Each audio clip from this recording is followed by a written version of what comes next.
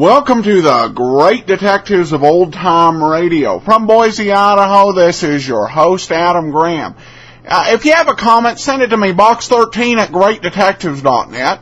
Remember to cast your vote for the show on Podcast Alley, podcastalley.greatdetectives.net. And you can join us over on Facebook, facebook.greatdetectives.net. Before we get started, I do ever so briefly want to let you know about Netflix. Netflix has a great selection of movies available both as DVDs and as instant watch.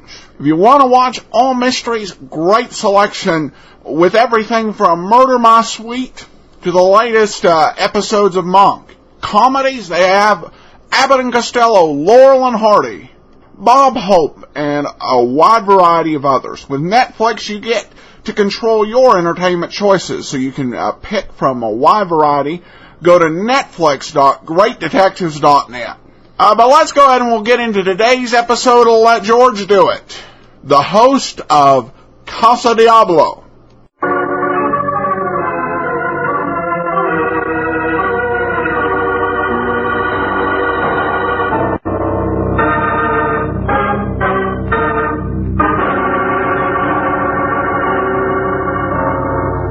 Standard of California, on behalf of independent Chevron gas stations and standard stations throughout the West, invite you to Let George Do It.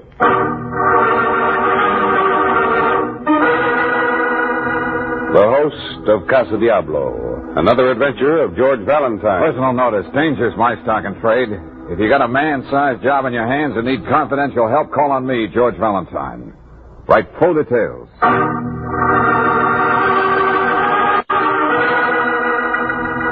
Dear Mr. Valentine, 15 years ago, a grand jury launched an investigation into municipal graft and corruption. It fizzled out because the star witness fled to Mexico. Now this man is willing to return, willing to testify against persons who are still powerful figures in high places. Obviously, the assignment to bring him back requires not only the utmost discretion, but willingness to face all opposition and even violence. Please arrange to see me as quickly as possible.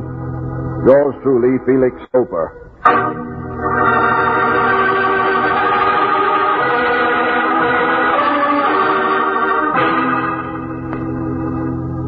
Tell me, Mr. Loper, what makes this Earl Bixby so eager to come back after all this time? You mean aside from the $10,000 he's asking for in this letter? Well, obviously somebody paid for Bixby's 15-year siesta in sunny Mexico.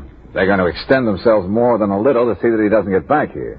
Well, the money won't do him much good unless he has pockets in his shroud. And our friend must realize that. Well, maybe I'm reading too much between the lines. I think he's good and fed up with his self-imposed exile. He can't stand it any longer. Slightly lamb-happy, in other words. Yes, precisely, Valentine. Anyway, whatever the reasons for Bixby's change of heart, it suits our purpose to a T. Our purpose? The Citizens Committee, Miss Brooks. It's supposed to act as the city's watchdog.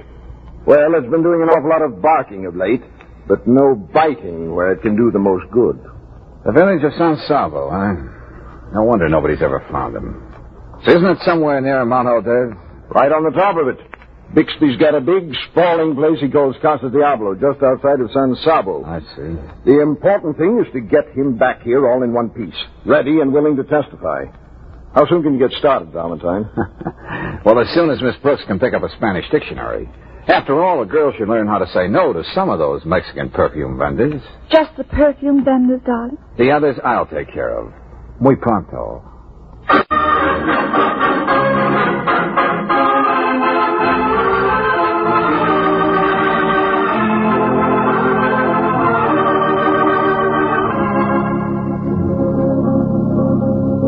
Anything else you do besides sell perfume and drive that bus out there, Emilio? Sí, senor. Sometimes I spend the whole day wondering about Americanos. Oh? You are not all in the head sometimes. A remark like that is muy malo for the good neighbor policy. Senorita, I cannot help it. Look, all year I drive almost empty the bus way up to San Sabo, where there is nothing to see. Yeah? Now, in the worst season, 2 earthquakes last week, 5 passengers, all Americanos. ¿Por qué? Oh, I know that one. That means why. Okay, you two linguists. Now listen, Emilio.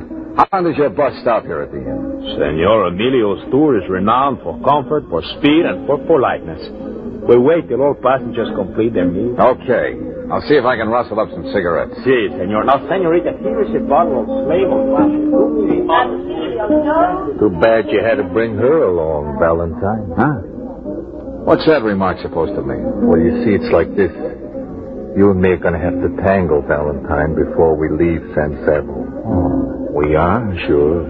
I hate to see beautiful dames get hurt. My friends tell me I'm soft-hearted. What you got to tell me? That's easy. Just stay out of my way. Or your friends may be talking about you in the past tense. Tough guy. Sort of make it real interesting. I got to see that Bixby stays where he is. Even if a bad accident has to happen to him. He's got accident insurance. That's me. Yeah, I know. I just didn't want us to be in the dark about how we stand. Name's McLean. See, I wonder if your girl's getting lonesome over there with Emilio. Maybe I ought to go find out, huh? You're gonna let him get away with that. What's that? Oh. I'm Christine Craig. Yeah, I heard Emilio talking to you on the bus. Well, it's about time us turistas got a little chump here. Oh, I usually mind my own business. Guys like that Wolf McLean over there always gives me the creeps. Should be used to the type by now. Show business? Nightclubs and what have you. Yeah. Incidentally, what's bringing you to San Sabo? Oh, why talk about me? Now, there's McLean, for instance. Now, he don't care who knows he's got a gun strapped onto him. But you're different. You can hardly tell you're wearing a shoulder holster. Oh, it's really nothing. I just try to be neat. But tell me something, Christy. Do you happen to know a man named Bixby? I'll see you out in the bus, Valentine. And you better warn your girl about McLean. Who's going to warn him about her? Well, I see that Emilio's passengers have finally decided to become one big happy family. Oh, Red Friend, on the bus I got the impression that you're a newspaper man. Allied syndicate. Well, how about this story? Yes? 5 people in a broken-down bus, headed for a crummy little village miles from nowhere. To quote Emilio, ¿por qué? Well, maybe they're here to see what happens if there's another earthquake in these parts. Which you don't believe, of course, Redmond. It's obvious what McLean is. You can expect anything from him. And this could hardly be a pleasure jaunt for Christy, the Corrine. That leaves you and Miss Brooks. I was wondering about you. Don't forget yourself, Redford. Or, as a reporter, do you consider yourself on the outside looking in? Something like that. Just waiting for things to happen. And I'm not often disappointed. Come on, I think we have time for a last cup of coffee. Sure, thanks. Really, Mrs. McLean, you shouldn't have bought me that perfume. It's much too, extravagant. Don't try to thank me, honey. My friends tell me I'm the soul of generosity. Yes, but girls just don't go around letting men buy them expensive perfume. All right, let's put it this way, sweetheart. On the way back, suppose you make the trip with me. Well, yes, but girls just don't go someplace with one man and come back with another. Maybe Valentine won't be coming back. What? You know, we might like it so well for his health up in San Sabo, we might decide to stay. Oh. Come on, let's not talk about him. Where'd you get those big blue eyes, anyway? Oh, they just came with my head. What? Oh, no kidding. You got something, babe. Hey, look, you ain't married to that guy, are you? No. Well, how come a sweet package like you is still going around loose? You know, if you don't let go of my hand, I don't see how a girl can be expected to slam a gorilla like you in the nose. Well, no dame kids me along. Ow! Can I give the man back his perfume, Brooksie? George. You don't stay out of this, Valentine. You won't even get up to San Sabo. You should never wind up like that. Now I know what I got to do with you, Valentine. Bixby or no Bixby. The Emilio Tour again presents itself, a journey of beauty and peace through all Mexico. Now do me the honor to... Madre mia, what happened? A slight detour, Emilio. Now, Mr. McLean will get up off the floor. I think we can proceed.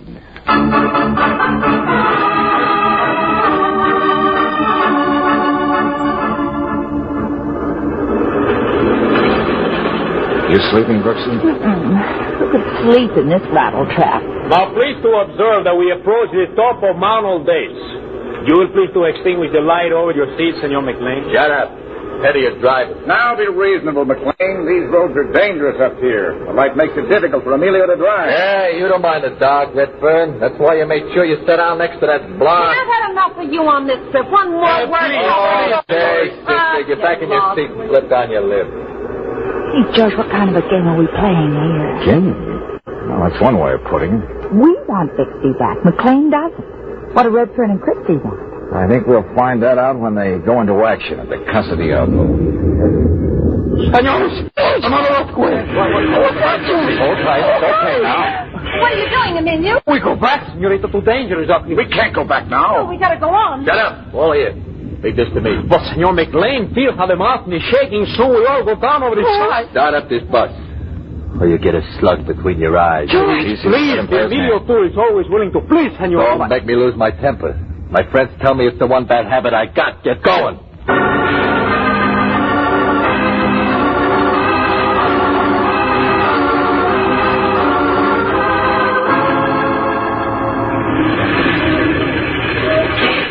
The last stop, senores. Place Diablo. Quick, hurry, please. Emilio, take bus to San Sabo. Nobody's leaving this bus but me. Why do you want to go to Casa Diablo? Crazy Americano live there for 15 years. Earth shake again and little bridge fall. Everybody go down in canyon. McLean, put that gun away. You can't stop us from going to see Bixby. This guy's driving all of you to San Sabo. Try to get out, there'll be some dead people out in the road. All right, Redfern, pick up his gun. Good shot, Valentine. Brooksie, see if he can make some kind of bandage for his wrist. Oh, my boss, my poor automobile. All right, now. Looks like all of us plan to cross this bridge to Casa Diablo.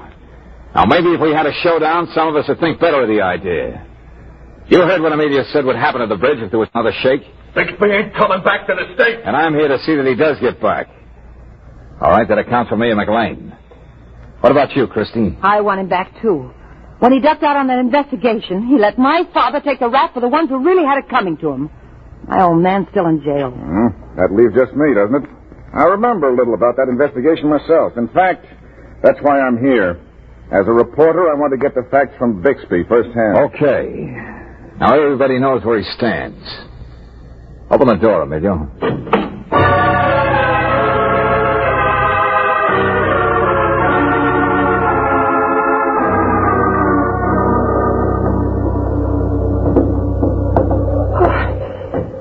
George, this isn't a bridge. It's a tightrope. Must be swing 20 feet in each direction. Well, that's still from the last quake. Just hold on to me. Okay. Almost across. Say, I think I see someone with a light coming down the hill from the house. Welcome to Casa Diablo, ladies and gentlemen. Bixby! Who else but a crazy Americana would bury himself in a place like this? Now, let's see. Are we all here? How many did you expect? All those who were invited, of course. Now, who would this be? Take that flashlight out of my face. You made a deal with some people, Bixby. $10,000 and you stay. Now I got the dough. So that's Wonderful, wonderful. This young lady. Christy Craig, you know why I'm here. With $10,000. You be sure, your father. Now, Redfern, I hope you have the $10,000 for the exclusive story of Earl Bixby, the Black Sheep. I have.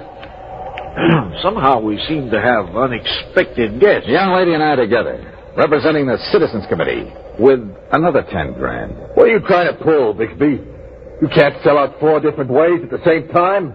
Not to get away with it. I have a way. And get away with it, too. George, look at the bridge. That wasn't another quake. Yeah, but in the morning, that's what everybody will think. Which will serve my purpose. Hey, what are you up to, Bixby? I did. You see, I was all prepared for you. I timed the explosion of the bridge from the house. Being here alone for 15 years must have dulled your perspective, Bixby. It's 5 to 1 against you doing anything. Knowing that, you can afford to satisfy your curiosity. As I said before, ladies and gentlemen, welcome to Casa Diablo.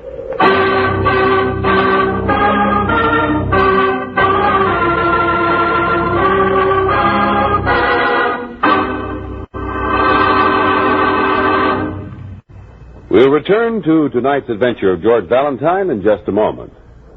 Nearly everybody knows that lubrication of a sewing machine, a lawnmower, or a bicycle is no major problem.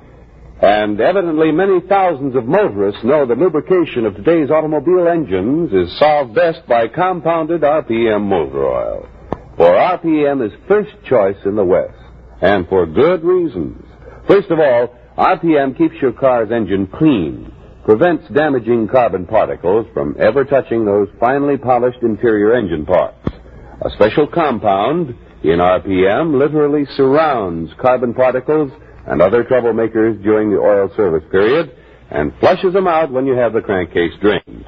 RPM also fights off corrosion, rust-proofs your car's engine as it lubricates. Another thing, RPM sticks to hot spots left bare and exposed to wear by ordinary motor oils.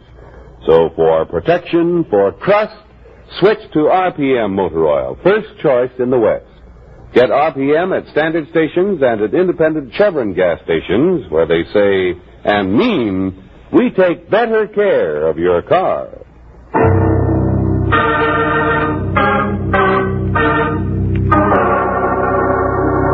And now back to tonight's adventure of George Valentine. 15 years ago, one Earl Bixby, big-time political grafter, took it on the lam rather than testify in a grand jury investigation.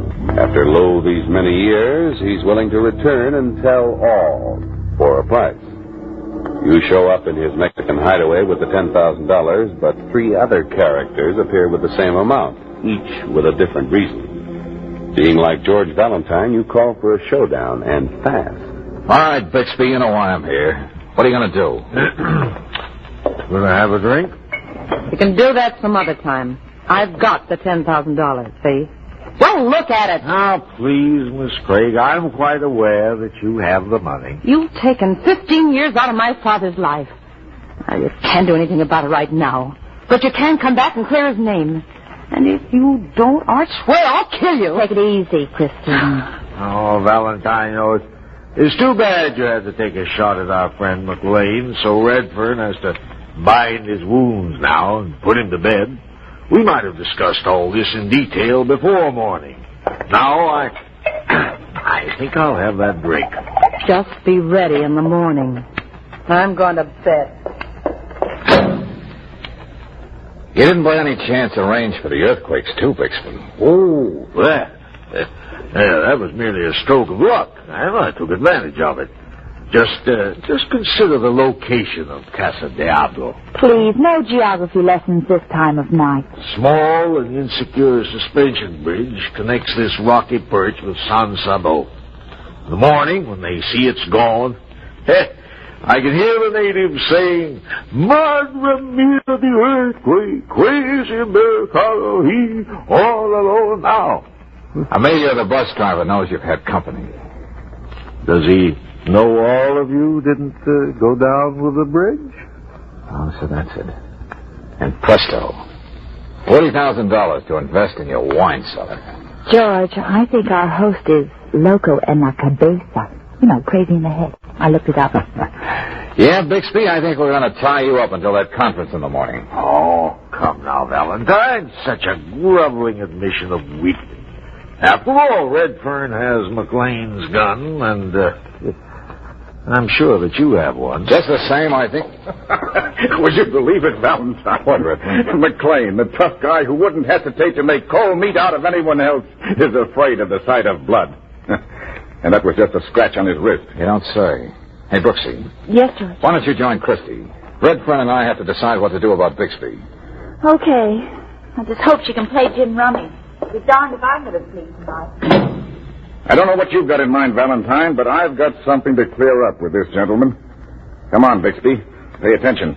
Yes? You made my syndicate a deal.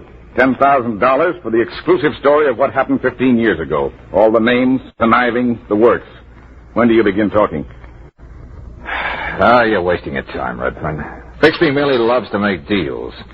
And he's not even afraid of the political thugs who sent McLean here. So I suggest we just... Valentine, that's... Yeah. Come on, Redfern.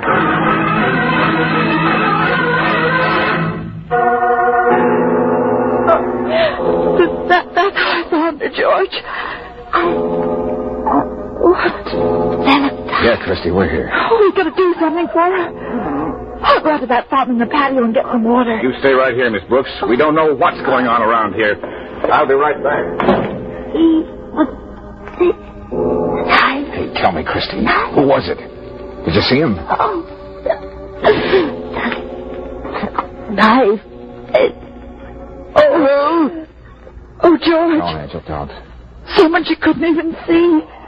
Brooksy was with you and Redford. He's got someone else on with a knife. Brooksy, I told you. Stop it. How is she, Valentine? Did she... Oh. You don't think it could have been... McLean? Well, you saw how he acted on the bus. He could have been... I got it, Redford. Not with his wrist. But I don't understand. I'm going to find... Before we do that, we'd better get to McLean. No matter what we all think of him, he has a right to know what we're all up against.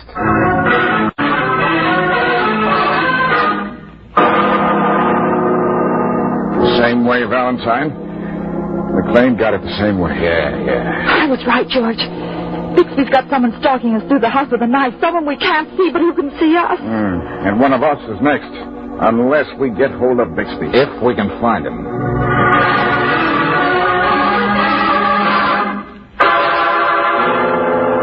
Valentine, this is impossible. Bixby dead, too. A state of affairs that seems natural to Casa Diablo. This is just how we left Bixby. Sitting there quietly. He doesn't look as though he's even moved. Someone else has been doing all the moving, Brooksie. You know what this means. Somebody wants to see us all dead. Whatever his reasons. I doubt if Mr. Loper would be so anxious now for us to bring Bixby back. Well, he certainly sent us on a dilly of an assignment. Well, we can't just stand here and wait. I was saying the same thing to myself. So? Why did you do that? What are you going to do with that gun? Sorry, a weakness in my character. After I trip over my third corpse, I'm inclined to get trigger happy. I see you agree with me, Redford. Of course, you're right, Valentine. I almost forgot I had McLean's gun. Well, what are we going to do with George? You're coming with me, Brooksie. Redfern, you go through all the rooms in the left wing off the patio. I'll take the right. Okay. I'll meet you back here. George, Bixby had somebody in this house to see that none of us left here alive. Whoever it is must have turned on him, you know, like Frankenstein turning on his... George, you're not even listening to me. Angel, if there's a grammar school around here, I think I'm going to enroll in the kindergarten. Huh? We're right down to the oldest outdoor sport in the world, Brooksie. The hunter and the hunted.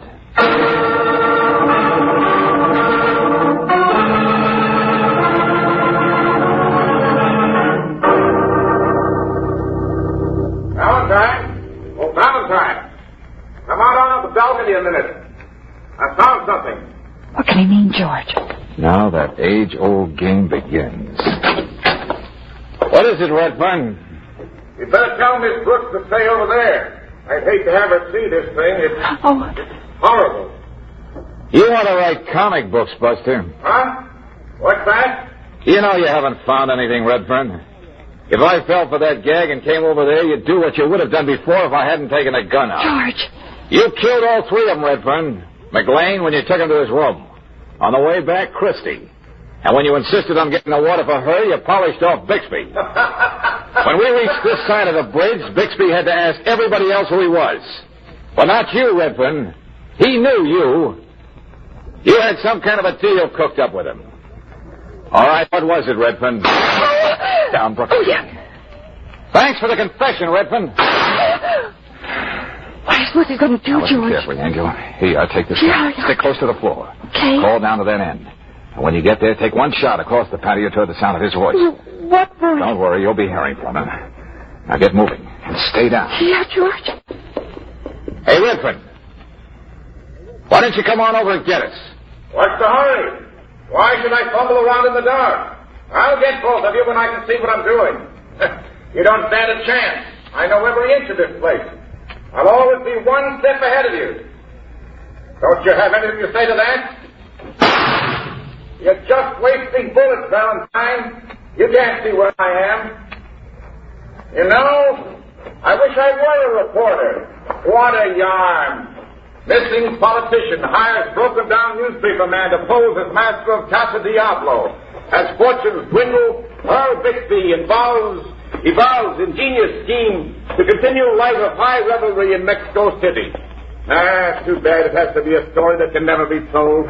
That was the deal Bixby cooked up, Valentine. Do you hear me? You don't have to raise your voice, friend. What? Stop it! You should have kept it simple, Buster. It might have worked. But I suppose being on the lam for 15 years does weird things to a man's mind. Doesn't it, Bixby?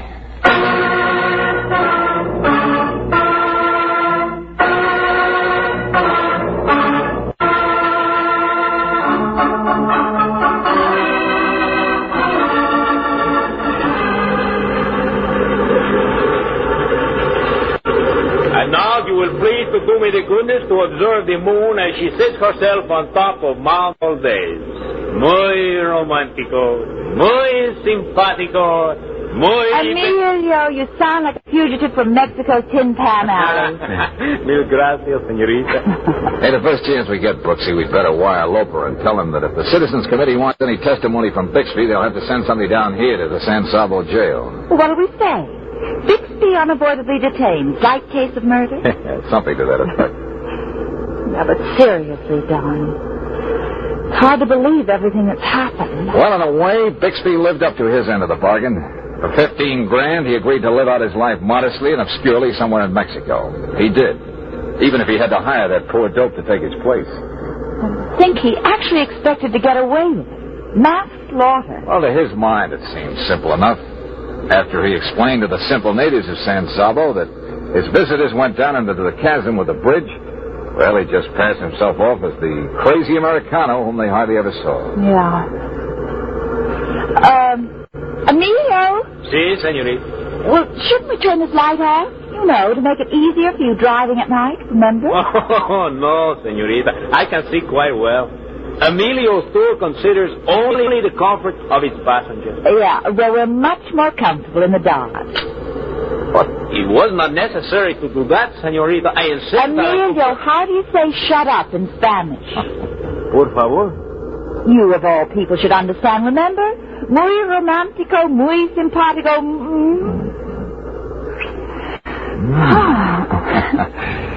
Muy terrifico.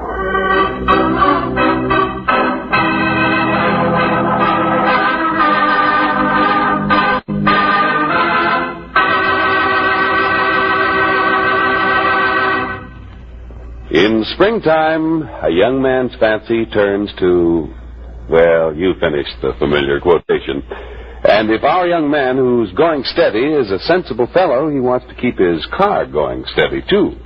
In fact, most motorists just naturally want steady performance from their cars, and all year round, too. And that's why so many thousands of folks rely on Chevron Supreme gasoline. For this high-octane motor fuel is blended just right to put command performance in your car. It commands fast starts, smooth, steady pickup, and all the extra power your car needs on hills. Another thing, Chevron Supreme's climate-tailored. That means no matter what region of the West you're driving in, you can count on command performance from this premium quality fuel. It's tailored to each different altitude and temperature zone. Why not tomorrow get a tank full of the gasoline that gets the best out of your car, Chevron Supreme, blended just right to keep your car going steady. Ask for it at independent Chevron gas stations and at standard stations where they say and mean, we take better care of your car.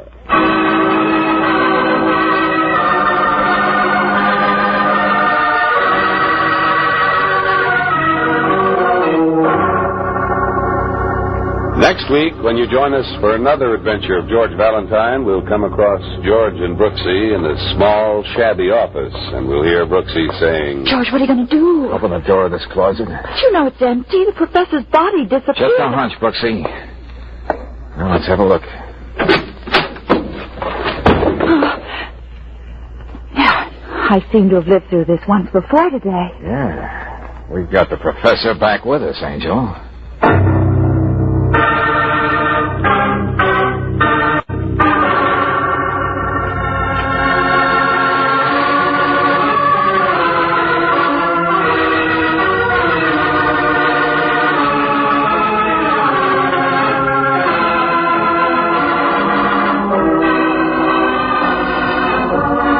Tonight's adventure of George Valentine has been brought to you by Standard of California on behalf of independent Chevron gas stations and Standard stations throughout the West. Robert Bailey is starred as George with Francis Robinson as Brooksie. Let George Do It is written by David Victor and Herbert Little Jr. and directed by Don Clark. Also heard in the cast were Victor Rodman as Bixby, Ted Von Eltz as Redfern, Gigi Pearson as Christine, Ken Harvey as McLean, Stan Farrar as Loper, and Tony Barrett as Emilio. The music is composed and presented by Eddie Dunstetter. Your announcer, John Heaston. Listen again next week, same time, same station, to Let George Do It.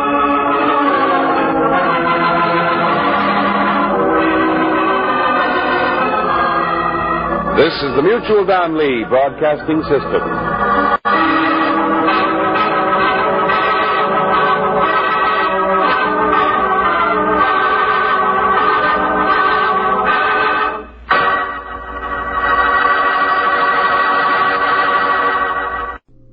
Now, there was one thing in this episode, welcome back by the way, that was kind of funny, and that was when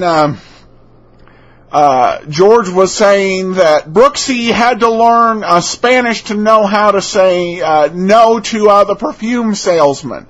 Actually, in Spanish, no is a very simple word. You just say no. It's the same in English as in Spanish. But other than that, this was a fantastic, very suspenseful episode.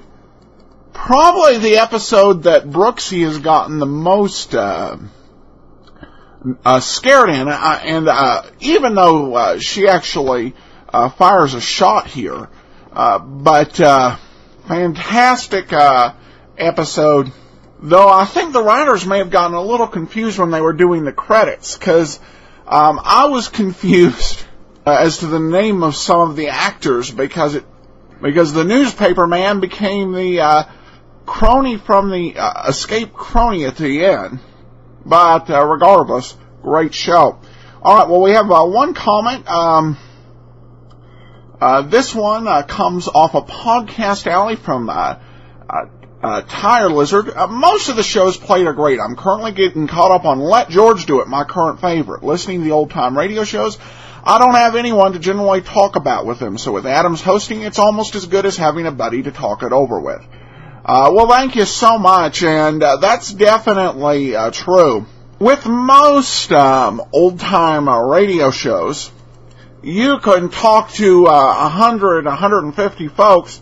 Nobody even remember the show.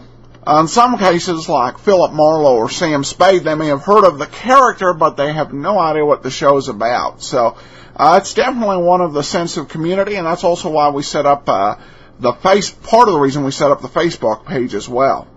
All right, well, that'll wrap it up. Send your comments into box13@greatdetectives.net. Remember to every month, please cast your vote for the show on Podcast Alley, podcastalley.greatdetectives.net. And you can follow us over on Twitter at Radio Detectives. From Boise, Idaho, this is your host, Adam Graham, signing off.